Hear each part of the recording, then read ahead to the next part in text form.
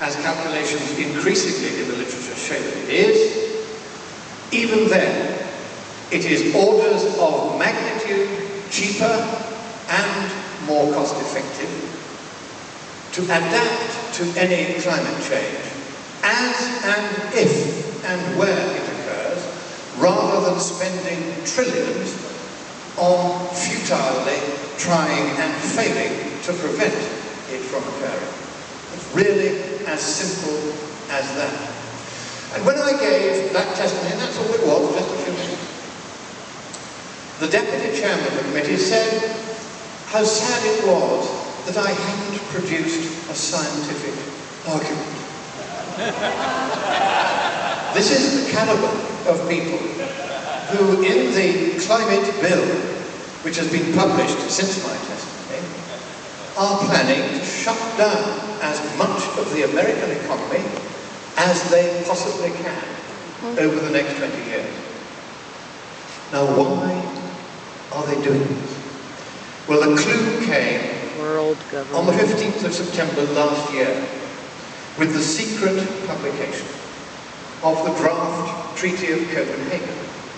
And I got sent a copy by somebody who managed to wheedle it out in October last year, and I revealed what it said. What it said was they were going to set up a world government, and the word government appears twice in this context in the treaty, the first time I've ever seen that kind of word in a treaty.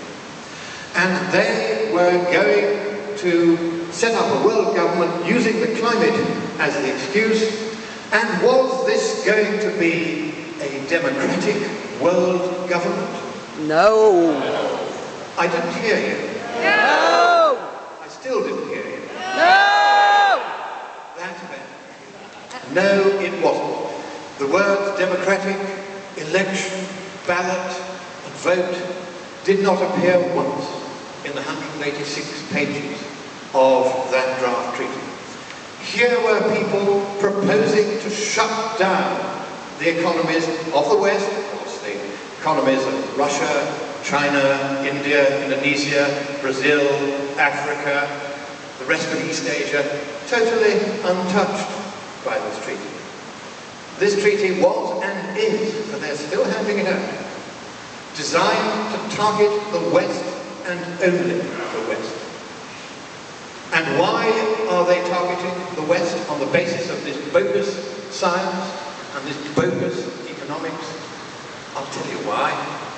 Because they hate freedom. That's right. Now you may wonder.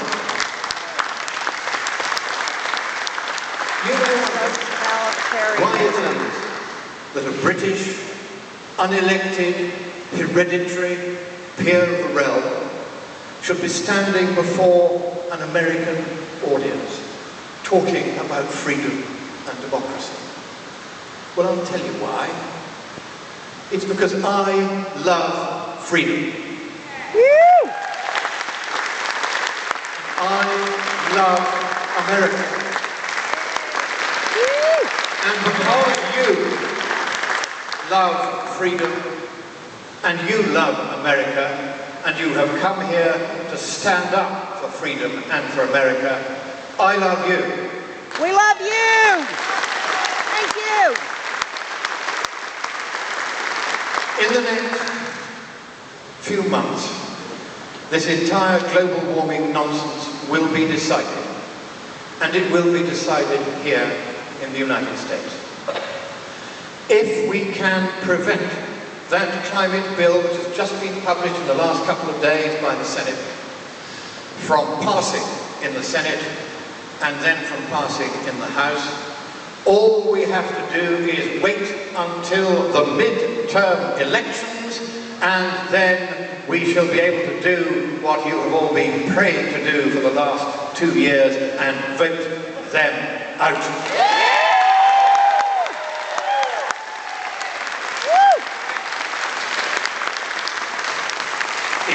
They have failed to get cap and trade through the Senate. In America, they have failed twice. Not America, I'm sorry, they have failed here, but also Australia, they have failed twice.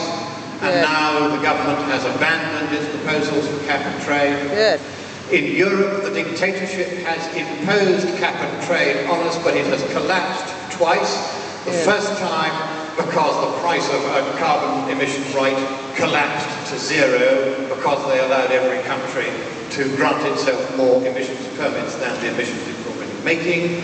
They have forgotten that the law of supply and demand does apply even to bogus carbon trading. And it's now collapsed a second time, this time in outright fraud, where 21 people right across the European financial markets were arrested last week in connection with what looks like one of the largest tax dodges ever seen in human history, based entirely on these bogus notional carbon credits, which are known by the boys in red braces on the London market as traded hot air. So, Scam. let me ask you a few questions. Do you want cap and trade? Hell no! Let me ask you a different question. Do you have, in American speak, a word that kind of sums up what global warming is? Bullshit! Yes. I want to hear it from everybody. Global warming is? Bullshit! You can do it louder than that. Come on. Nobody's watching. Global warming is? Bullshit! Global warming is? Bullshit! Thank you. That's exactly what global warming is. It is here. It is here in the United States of America, a nation that I so love. It is a privilege just to stand on the very soil of freedom. It is here that this will be decided in the next few months.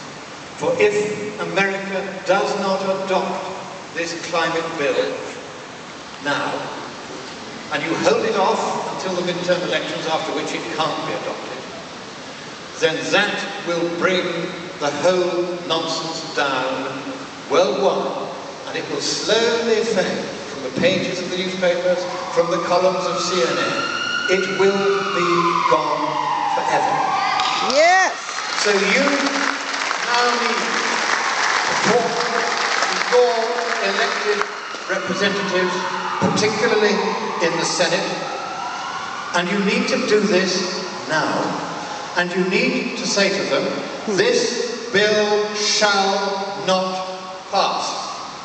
Those are the words.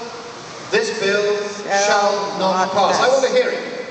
This bill shall not pass. That's right. Because if you, through your elected Congress, and at least you still have an elected Congress, we have an elected Parliament, but it no longer has any power. We've given it all to the unelected commissars, that's the official German name for it, commissars of the European Union. But you still have democracy. Democracy is a fragile and precious flower. Cherish it, nurture it well, and in these last few vital hours in which you can help to save the world from the nonsense peddled by our war, use it or lose it. So I want to end with the words of Sir Winston Churchill, addressed to your President during the very darkest days before the dawn of freedom, during the Second World War. This is what he wrote. From your poet, Longfellow. Sail on, O ship of state. Sail on, O Union, strong and great.